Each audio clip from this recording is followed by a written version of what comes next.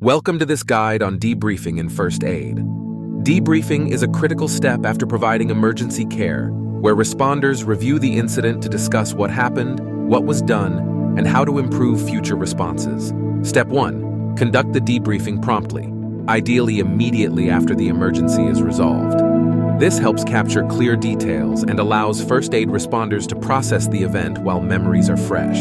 Step 2. Hold a focused and respectful discussion. Encourage all responders to share their observations and feelings.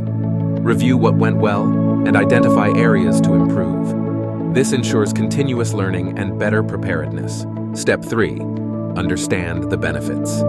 Debriefing enhances future response effectiveness, reduces emotional stress for responders, and strengthens teamwork. Incorporating this step into your first aid routine leads to safer and more confident care.